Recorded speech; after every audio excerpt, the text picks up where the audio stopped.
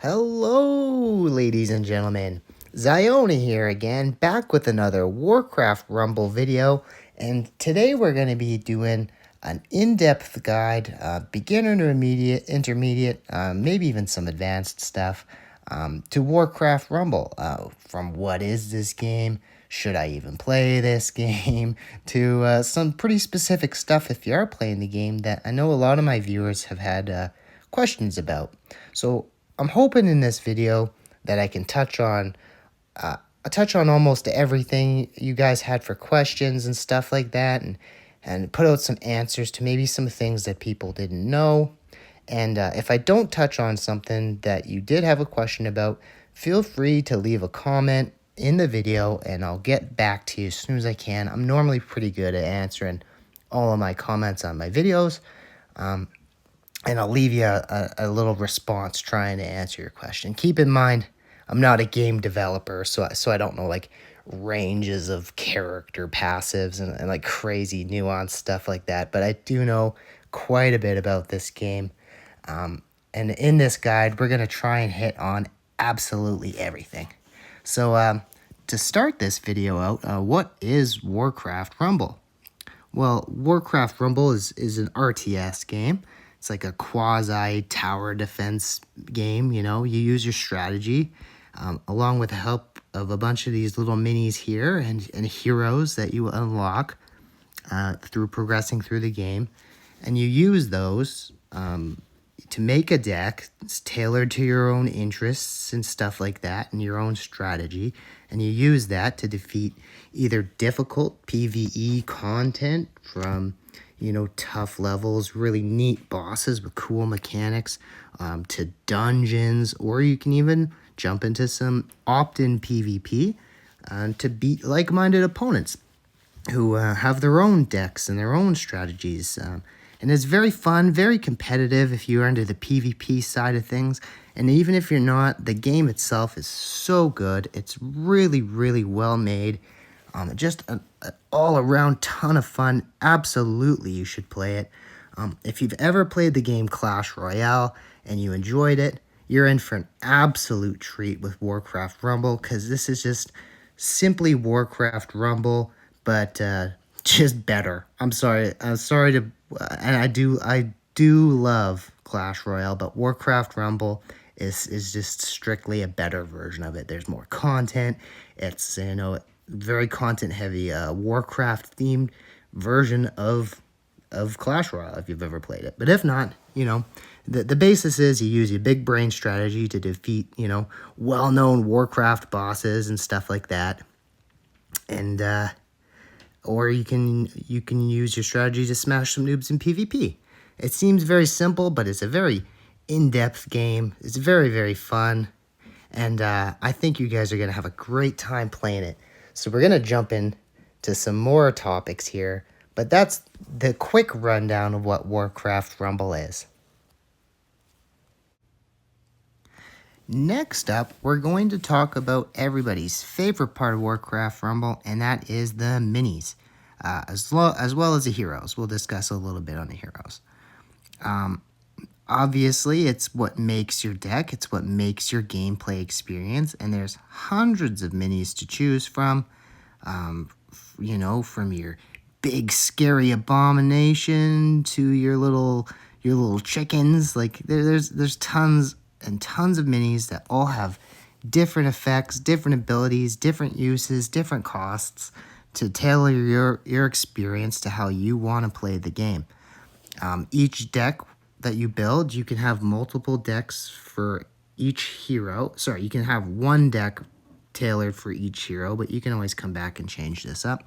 Each deck consists of your singular hero character that runs the deck, as well as 6 choosable minis or spells, and you'll have one kobold miner in your deck. He doesn't have to fit into your build here. Every deck automatically has a kobold miner for picking up gold across the map, and gold is what you use to summon your minis and your hero. You start with 10 maximum in a game. It can't go beyond 10. It slowly levels at the same rate for everybody. but there's some other ways to obtain it throughout a match, such as your minor and all that stuff. But that's semantics at this point. Just your basic. You'll come to understand that as you play the game. It's very simple. But first off is you see all these hundreds of minis. Well, how do I get my hands on them? How do I get the best ones in the game? How do I, get the ones that I want to make that really, really cool deck that I've been thinking about creating? It's very simple. Just play the game. First way of obtaining them is through PvE content, finishing your levels. You'll see every time you complete a level, you'll get one of these sigils. And every couple of sigils throughout your experience, you'll see, like, next up at 68, I get a new mini, I get a new hero at 73, and that's how, more or less, that you just get all your minis and stuff to start the game. And you'll be able to get all of them, no problem, just through playing. And then you can use them. When you first get them, they're not going to be, very strong as compared to the ones you've been leveling up and playing, because they level up as you progress through your content and stuff like that. Even through PvP, you level your cards up. But how else am I going to level my cards? Well, there's multiple ways, as we just explained there. We got your, your PvE content. You can level up your cards, not through dungeons. That's a little different. We'll touch on that later. You can level up your cards by spending your gold that you get in the game or buy in the store on the grid here. And we'll get more into depth on how the grid works and stuff like that. But the basis is you can buy your troop copies to get levels, to change them from common to uncommon, as well as you can run quests. This is probably the best way to get levels on specific cards. You just click on your little quest for a card that you want, say Blizzard. You complete your little challenge mission, and you can do this infinite amount of times a day. And you just, play it, burn out a bunch of levels, and you level up your cards that way. I'm just going to hop out of this because we can do this later. Surrender. I lost. GG. But so next up, we've got, your types of minis. There's tons of minis in the game.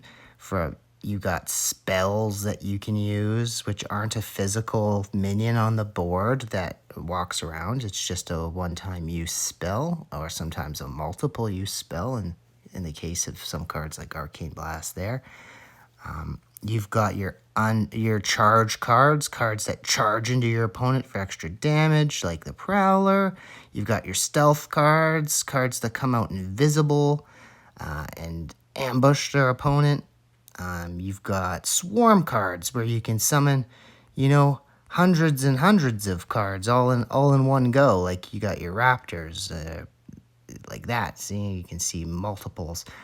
You've got your flying units. You've got your tanks. You name it. There's a ton of different types of cards. You're gonna have to play around with them. You got rangers. Play around with them. See what you like. Mix and match certain types because you don't want to have all ground units and have flying guys smack you. Certain cards play strong into others, like elemental cards, for example. It'll tell you the typing when you go into it. Elemental cards are strong against armored cards. This one, for example, is a resistant card. So a resistant card is resistant to elemental damage. And there's a lot of specifics, a lot of nuance to the cards. But that's the different types of minis. You'll also notice minis have their own faction. As you can see in the top left corner, this is a BlackRock card. It fits into BlackRock decks mostly. Of course, if you look at mine, you can mix and match. I've got BlackRock to Beast to Undead, but there are benefits to having certain types of cards. You'll find that as you play the game, but those are the factions. The factions are just what type of card it is, really.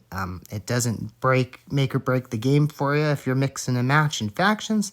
Not a big deal, but there is some benefits to having some matching faction cards, especially for certain decks and stuff like that. You'll notice as well, there's a gold cost listed on each card, like Smoke Bomb is 1. Your Fire Elemental is 4, for example. That's just the cost of gold that you have to have at that moment in the game to just put them on the field. And it'll minus that from your total of 10. So you have to play your cards. You can't just throw out every single card in the game that you have in your deck all at once. You have to play based on the gold that you have, and that's why getting more gold across the map is so important and stuff like that. So there's your costs explained. You'll also notice that sometimes there's a little picture on the right-hand side at the bottom. These are your talents. You can only really unlock your talents for your cards after you've leveled them to uncommon by buying copies of these cards. You need 3 to hit uncommon, 10 copies to hit rare, etc., etc. But at uncommon, you unlock a talent, and that talent is going to completely change how the card works. If you look, Gargoyle has 3. He can move faster. He can taunt things on death. He can take less damage from flying. This is just to further make your deck yours. You can run the same cards as somebody else, but if all your cards have different talents, it's like you're playing a completely different deck. It really tailors the experience to how you want to play it. And you'll notice there's 3 slots for talents. It means you can buy all 3 talents. You can only ever use 1 at one time, but you can have all 3 once you get it to Epic. But unfortunately, you cannot change your talent until you have rare and beyond, if that makes sense. If you look, I have a rare card in Abomination, for example. If I go look at my Abomination that I run in, let's go see. I run it in my Murk-Eye deck. You can see that I take the talent Noxious Presence, but I have 2 unlocked, right? So I have Noxious Presence. The interesting thing is if I run him in a different deck, like Thalnos, I run him as well. If I want, because I have 2, I can use Fresh Meat in this deck, and he's a Fresh Meat version of Abomination, and I'm going to maintain that Noxious Presence version of him in my other deck. So each deck, you can have the same card, but that same card can be slightly different. You'll also notice it changes the picture. That's just for the sake of continuity. But that's your minis more or less explained. Let's get into some more stuff here. Minis are the coolest part of this game. In my opinion, you got like all your cool Warcraft characters and stuff. And it's really what sets this game apart from other games in the genre.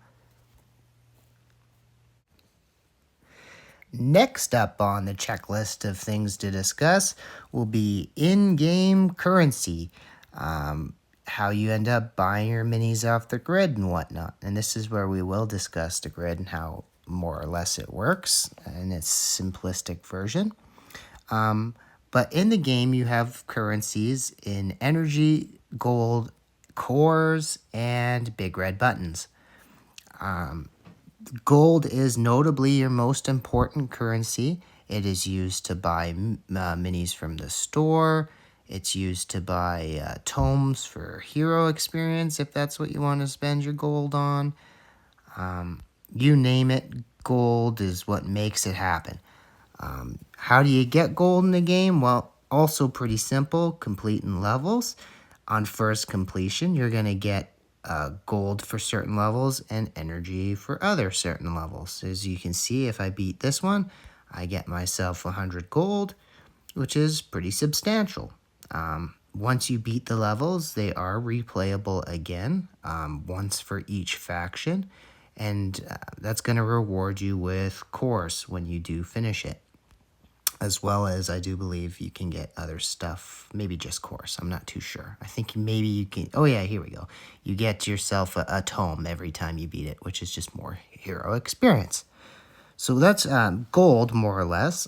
Every couple of days, possibly once a week, I believe, you'll also get this, I can't remember what it's called, Arc Light Rush or something. It makes one of your worlds replayable. It's not too hard. And you can repeat your levels that you've already beaten for more gold. Stacking up, you can save all your gold and use it to buy those cards you really want. You can also optionally spend money off of grandma's, mom and dad's credit card here to buy gold. If you really want to spend some money to speed up your in-game progress, it is not necessary. You might be thinking this is a pay-to-win game, and in some semblance, it's more so a pay to be up there faster. This is a game of skill and a game of strategy. Spending money isn't going to make you any less brain dead if you suck at the game. So don't think by spending hundreds of dollars you're going to jump up to rank 1 on the leaderboards. It's just not going to happen. A free-to-play player can just as easily hit that max level on a couple of decks. Like maybe he's not going to have every deck maxed like some heavy spender, but if that guy's got more skill than you, he's gonna smoke you still. There's no way around it. It's strictly a game of skill. Albeit you can spend money to truly speed up your progress so you can compete at those higher levels, at least try to, but it's not going to make you any better than the next guy by spending money. Just not how this game works, thank goodness. When it comes to spending your gold, because you are limited, and as I myself am a light spender, but I could just as easily play this game free to play. I bought like a $20 bundle for bonus XP, which you should be doing. If you do have an extra $20 you want to spend on this game, get that. That double XP is pretty nice. Double money on like level finishes and stuff like that, but it's not a game breaker. When you do get your gold, I only have 35 right now. How are you going to want to spend it? Are you going to want to buy these tomes? Are you going to buy heroes and whatnot? Well, here's what we'll quickly explain it to you. You want to focus on 3 decks primarily, because in PvP, when you do get into PvP, it's only gonna take account of your top 3 decks into your trophies. Your top 3 decks are what is really most important. So that's why, as a free-to-play spender, it's quite easy just to level 3 decks. You don't need all of them.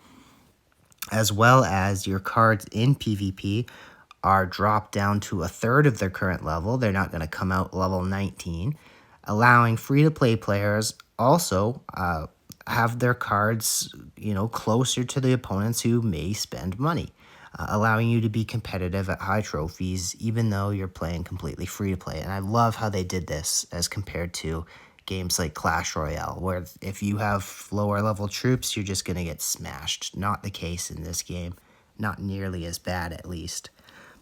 When you do have your gold, how do you want to spend it?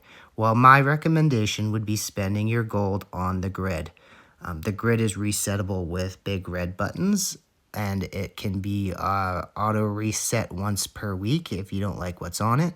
My recommendation would be to not spend your gold on bad troops that you don't want, just to try and find one that you do want. You're better off just holding on and harboring that gold, just leveling your cards through quests, because these are just strictly character copies. They're used to evolve to uncommon, and plus, realistically, to be competitive in this game, you only need your cards to be uncommon.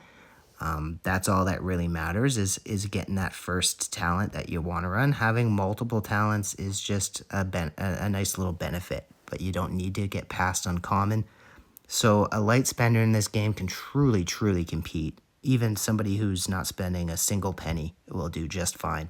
Might take you a little bit longer to get there, but realistically, if you have 3 decks of just uncommon cards and they're leveled up equal to your opponent, which is completely free to level your cards, you're going to do just fine. So don't you worry. You should be spending your gold on the grid for hero copies to get those uncommons. That should be your priority on cards that you want. You can also optionally buy the hero copy that shows up in the store. I would not spend your gold on these tomes. These tomes are strictly hero experience. And you do have the option to unlock minis that you don't have, but just playing the game, you're going to get those minis. You only need to get them once. It's not worth it to buy these. It's literally just people who are too lazy to go sit and spam quests like I do to level your cards. If you don't want to spend that time leveling your cards playing PvP or questing or anything like that, then you buy those tomes to boost experience on certain cards. In my opinion, it is not worth the gold, especially looking at like 500 gold for a major tome is absurd. You're better off always buying hero copies on the grid. Next up, you have energy, which is what you use to change your card from uncommon to rare to epic. It's going to require a core of that type. See, I have 4 common and 1 epic, right? It's going to require a singular core of that type and a bunch of energy. Energy, you're going to have a ton of at the start of the game. It's going to become more expensive as it goes. You get your energy, obviously, through your PvE content, beating your levels and stuff like that. You'll see every couple of levels, there's 300 for beating Tyrion there. You'll also be able to join a guild in this game, and through your guild, there is team-wide play with certain decks. You get tomes for free, so that's hero experience. Just being in a guild, you'll get a Sneed copy for this month, some energy, and an epic core. So you get a bunch of stuff from playing with your guild, just playing the game and being in a guild. So make sure you jump in a guild. It's very important to get those free rewards. Even if you're not a chatty Cathy and you don't want to talk to people, just sit in a guild and take the free stuff, you know what I mean? It's best to find an active guild, though. Make some friends and stuff. And so, yeah, and you also get both gold. Let me jump into this. You'll get gold, you'll get energy, you'll get tomes, you'll get hero copies, you name it, from pushing up in PvP. It's only a one-time claimable reward. If you drop down, as per season, it'll be reclaimable, I'm certain. But as you climb in trophies, you're gonna get all these crazy cool rewards. Like, look at that, 750 gold just for hitting the PvP rank. Like, if you want to be a dirty spender, like, that 750 gold's gonna run you like what, $6 to $10 or something like that. So it's like you're basically getting $10 for free just being good at the game. Pretty cool. That's more or less the in-game currency. Oh yeah, let's jump over the big. Yeah, you can purchase big red buttons. That's also for people who just want to spam reset their grid.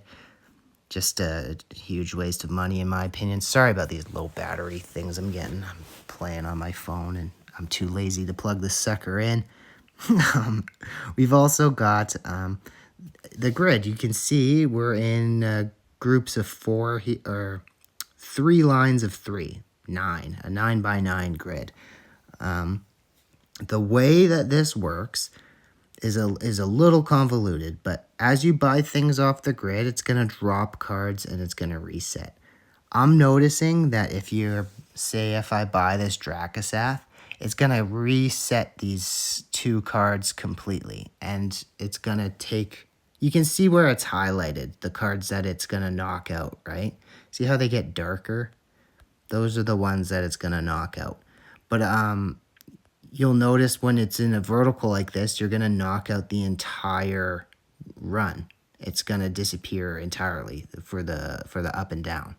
But in the horizontal, this Dracasath is going to jump to where this Blizzard is. It's going to drop down 1, whereas this Dracasath on the left-hand side is going to completely reset that line, if that makes sense. So in the verticals, the entire line drops. In the horizontals, it just jumps down 1. That's what I'm noticing. I could be a little wrong on that, but more or less, you're just knocking cards in and out as you buy stuff off the grid and your talents and all that cool stuff. This is also where you purchase your talents for your heroes. Once they're uncommon plus and you've leveled them up, their different talents will be purchasable on the grid.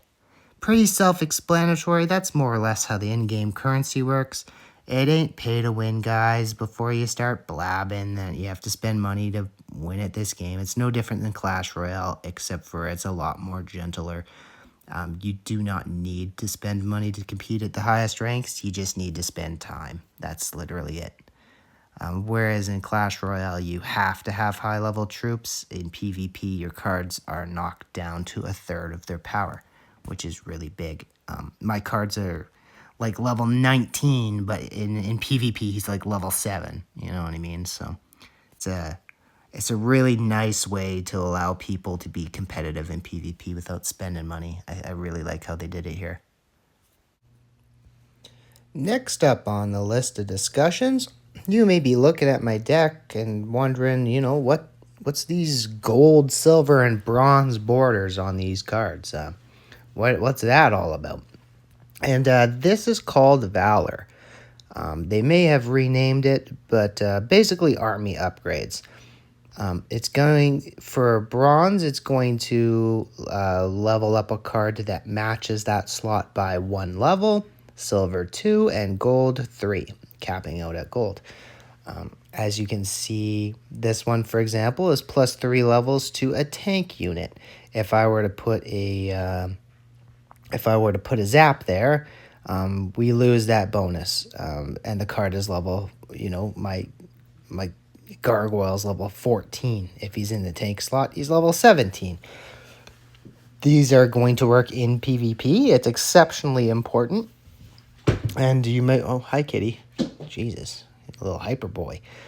You may be wondering, how do you get these borders? Well, you get them from doing dungeons. Every time you complete a dungeon, it'll give you an option to fill one of these slots. As you can see in Charlga, I have none in the bottom. Your top ones will be automatically filled for you. You don't get an option. Those 3 are the ones you have to run. Double Beast and Fast, for example, for Charlga. Or double Blackrock Flying for Rent, something like that. But these 3 bottom ones are changeable. You can structure them to how you like your deck. So in a dungeon, you have 3 bosses to defeat for a certain deck, and it rotates. Right now, it is Black Rock and Black Fathom Deeps. It rotates once per week, so you can level up, say, your Horde troops next week, or maybe it's your Undead heroes next week. And you can do it for each hero of the faction that dungeon is, and it resets weekly. It'll start at a level, and as you beat it, it'll get progressively harder. For every time you do it, and I've done one here just for your convenience, I just beat level 9, so you can see next time I do this, it'll be level 10 and a little harder. So I've earned myself the option for these 3. These are the only 3 that I can obtain. You can't change what you get. I can put a Black Rock in the empty slot or a Fast in the empty slot, but I know I actually have an Alliance Flyer as my last slot. So I'm holding out for that flying slot, or ranged perhaps. So I'll just level up my spell. And as you can see here, it's going to turn that to a silver one. So whatever is in that slot that is a spell is going to be up 2 levels. Quite simple. And then I can just do it again. And I'm going to do as many dungeons as I can until I can't do them anymore. As you can see, I don't play Drakasath much, so I haven't really played him much this week. But you can see also next week it'll be Undead. You can see the arrows here. I can't click them or anything, but it'll be Undead, then Beast, then Alliance, then Horde. So you can eventually level up all your decks. And if we go look, that Drakasath, it is now a silver polymorph. And that's more or less how you do it. Well, you might be wondering, like, well, what if I only have new options and none of them match the card I have? Well, that kind of sucks, right? Well, when your deck is fully filled out with all of its upgrades, as you can see, this one isn't. Maybe I'm forced to take one I don't like. You'll see this option for army upgrades here below your deck. This will show you what you have. And these ones are unchangeable at the top. Those 3 can't be, but these 3 can be interchanged. If I want to not have a tank option and I want ranged, I can select range and I can re-roll it for the cost of 50 gold, which is unfortunate if you do have to waste gold, but, you're always going to have that option to change it. So don't panic if you have to force pick one that you don't like. Sometimes that's just the way the cards roll out, you know. Oh, and I forgot to mention, as you do your daily either PvP or dungeons or quests or whatever, you'll get daily rewards. You can do it 3 times. For example, I'm just getting experience for this one. You might as well collect some of those. So just playing every day, you get a bunch of free stuff. But that's more or less Valor and Dungeons explained. Dungeons reset per week. There's 3 bosses that you have to beat in each dungeon. I'll just hit begin dungeon. And at the start of each dungeon, you choose a relic. Start of each boss, which will buff your deck in different ways. So each attempt is slightly different. But I'm not going to jump into it here for now. But it's very fun. The dungeons are really cool. They're quite difficult, especially when you start getting up to, you know, the maximum level that your deck can do. It's just a really, really, really good time. So next up, we're going to discuss how, or more or less, we play the game. I'm going to choose a deck that I like, and I could jump into some PvE, but the PvE levels are very, very specific. Some of them are super difficult, require you to mix up your deck in a certain way to beat it. I'm just going to jump into a PvP match here because it's quite simple as compared to PvE, which can be a little complicated and every level is different. But in PvP, everything's the same. So hopefully I can show it on the screen. We have a gold counter in the bottom. If you can't see it, you'll understand as you play. And you just click your mini that you want to play. And you click on the screen where you want to drop them. Or you can drag it. Up to you. I didn't mean to do that. And you got these little chests in PvP that'll give you gold. You've got gold in the center that'll give you gold. I'm just kind of letting this guy destroy me as I explain how to play the game. I guess I should probably try and focus on winning. But this is it. You've got your base tower, which you want to keep alive. That is the most important, your main tower. And once they defeat that, you can see the health in the top. Once they defeat that, you lose. So it's all about keeping your base alive while simultaneously destroying theirs. These towers shoot and help you defend, just like your Clash Royale or any other tower pushing style game. This guy's going to destroy me because I'm hardly paying attention, but that's okay. This is more or less to give you a view of what the game is like. You know, how your unbound cards like those eggs are going to work. I can drop them wherever I want.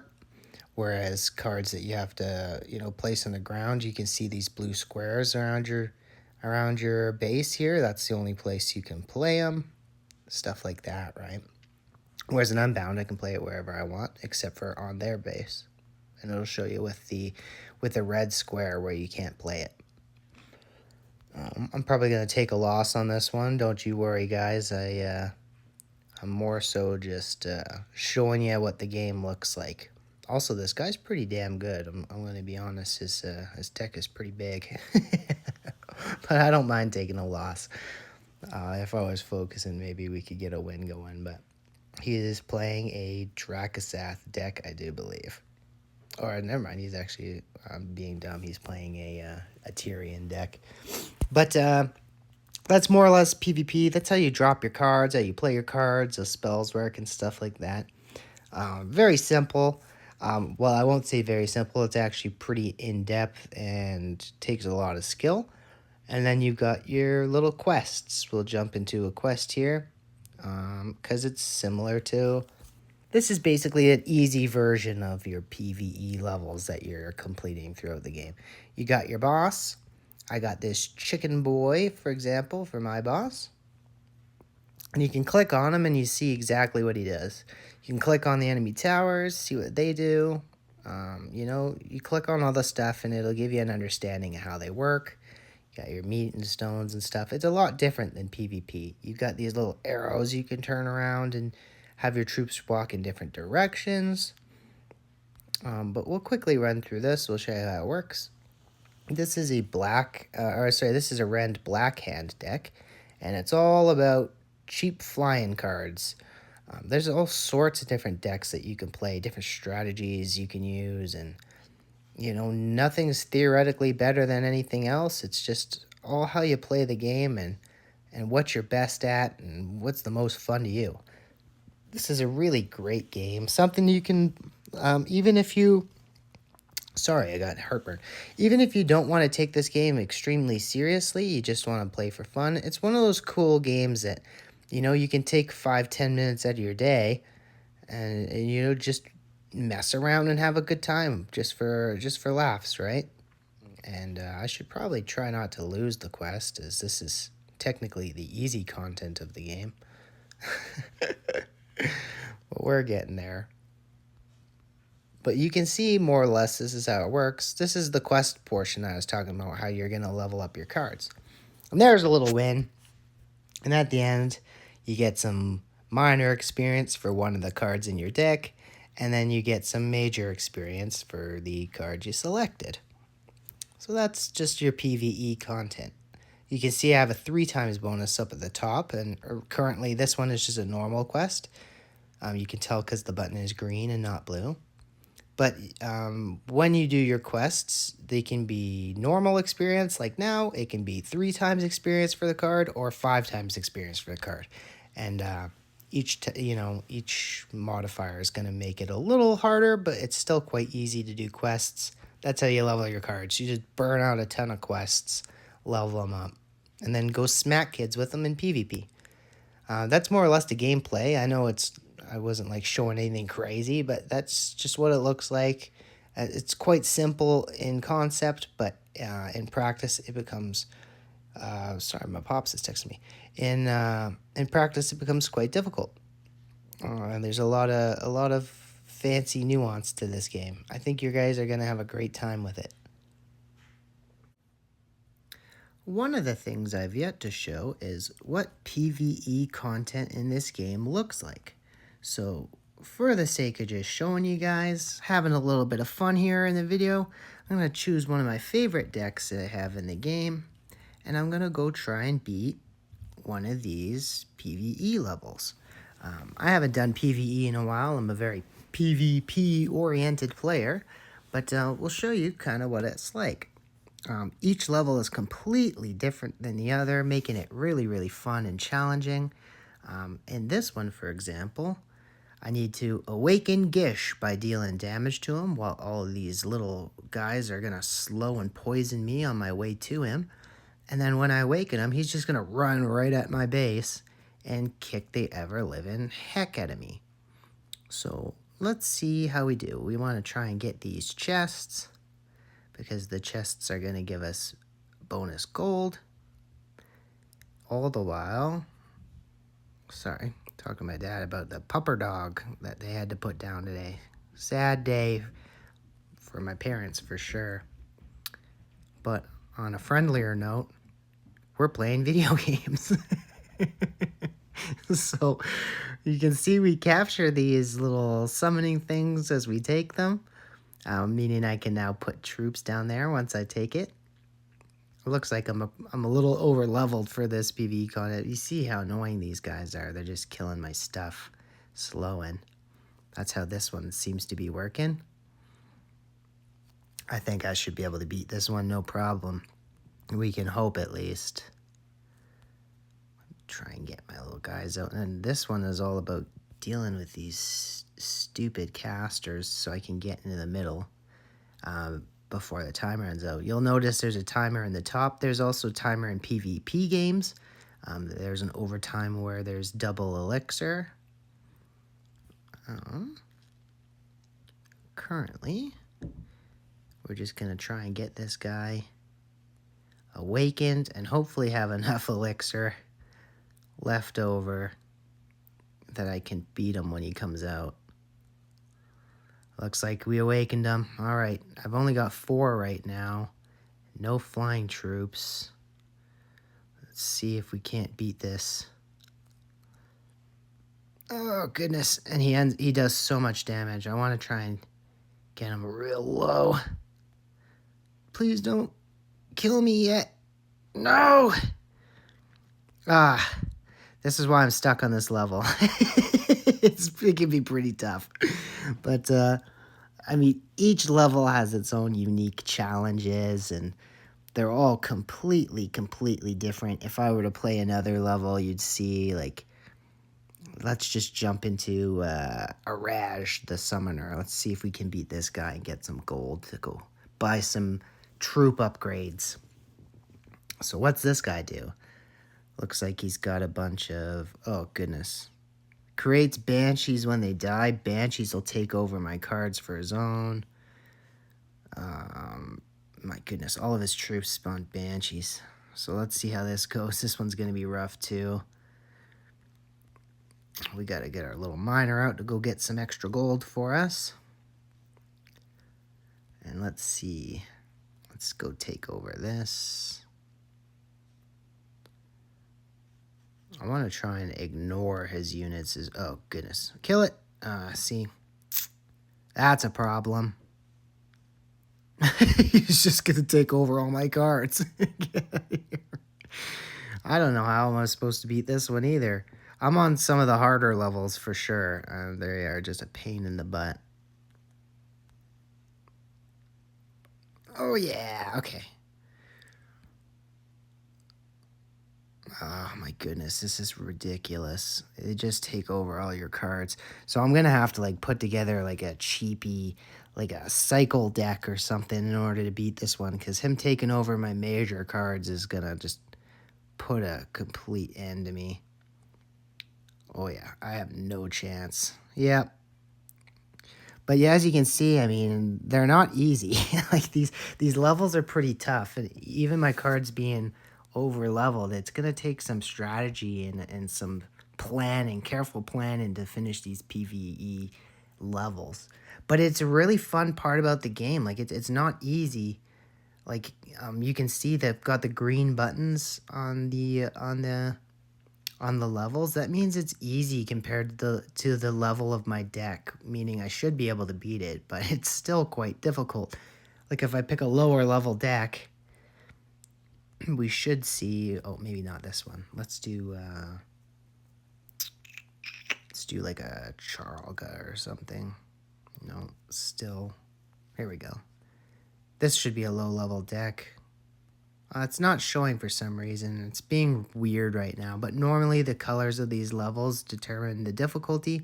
You'll have green for easy, yellow to orange for medium difficulty, and red for exceptionally hard for your card level. I think there's a glitch after the recent update. They're all showing as green, and I know for a fact that this deck wouldn't stand a chance. Maybe if I jump in and out or something. There we go. I had to jump in and out. Now they're deep red, right? So that's what the colors of the buttons do. Some people don't really truly understand that part yet. But yeah, it's quite hard, quite challenging, and really rewarding when you actually do manage to beat a level. All right, ladies and gentlemen, so that's more or less going to conclude everything you really need to know to get playing this Warcraft Rumble game, what it's all about, if you should play it, and if it's any fun. I think it's a fantastic game. Honestly, I'm having a great time with it. For games in the genre, I think this is probably one of the best that's ever come out. And for a game that realistically you don't have to spend any money on, to have fun, to compete at a level with other people, and it's just a well-rounded, very fair game that's not going to require you to empty your wallet to really have a fun time. There's a great guild system, a great PvE system, a PvP system, and all of them are fantastic. I hope I did a good job of more or less explaining everything there is about this game, at least in its basic forms. Remember that I may not have touched on every topic here today. Unfortunately, some things might have slipped past me. But if that's the case and you do have a question about the game, feel free to leave me a comment on this video, and I'll do my best to get back to you as fast as I can. I'd like to thank you all for watching today's video. I hope that you pick something up on it, and I know this game isn't released entirely globally yet, so maybe some of you aren't going to have access to it currently, but you know, when you do have the ability to play this game, I'm hoping you pick it up and have as much fun with it as I've been having. I'd love to see you guys, you know, and match up with you in these PvP games, you know, try and hold my own against even more players. Because even with the limited population currently, I'm just having such a good time. And I know you guys will have fun too. Thanks again for watching, you guys. I hope you found this video informative, and hopefully I did a good job of getting all the information out for you so you can have a good experience in this game like I do. Again, this is another Ziona video. I hope you enjoyed it. And thanks everyone for watching. Don't forget to leave those questions in the comments. And everyone have a good day. Keep on rumbling.